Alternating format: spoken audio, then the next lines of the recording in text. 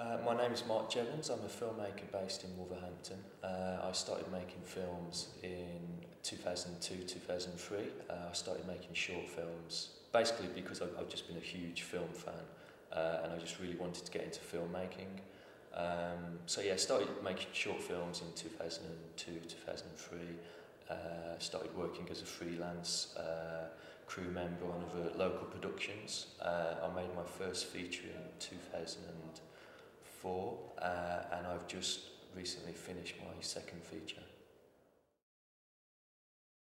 Whatever Happened to Pete Blaggit is a comedy film. The main character, Pete Blaggit, he's a wedding videographer and he's going through a bit of a midlife crisis and he starts having hallucinations throughout the course of the film.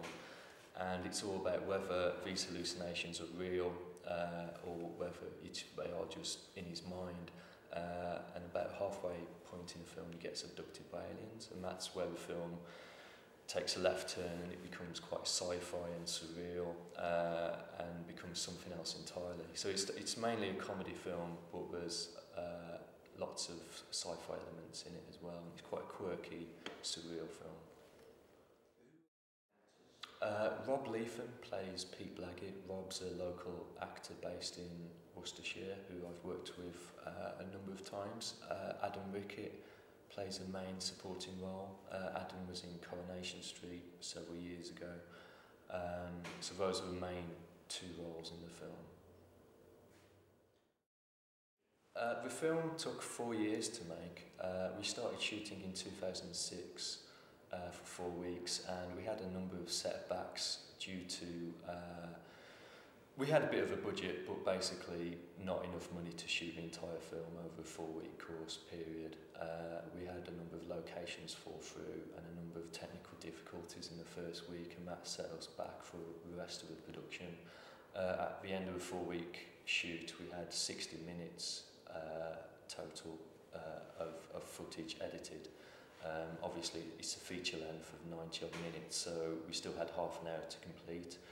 But at that stage all our budget had gone, so the main challenge was trying to complete the film after the initial 2006 shoot, and we struggled for a good number of years to get completion funding. So that was the main challenge really of persevering with the project when it looked like all hope was lost with it. We managed to secure funding for the final couple of weeks of shoot in 2009, and post-production took place all throughout 2010.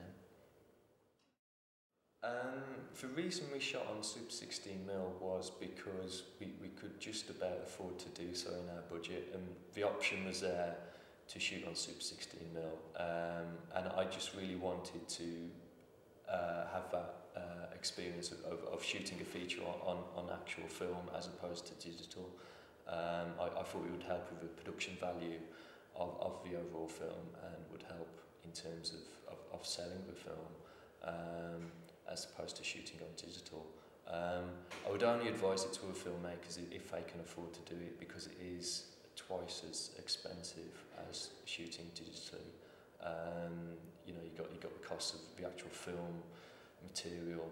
Each reel of film can cost like £50, and the actual camera equipment, and then the processing side of things. Post-production, you have to process the negative and then transfer it onto a digital tape. So it costs a hell of a lot more rather than just shooting on digital and then just capturing it onto your computer, which is a lot easier and a lot simpler.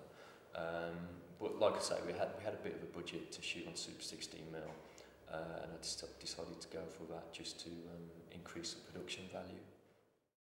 Shooting the film over 4 years, it did provide some difficulties with working with the actors, because, like you say, there was continuity problems.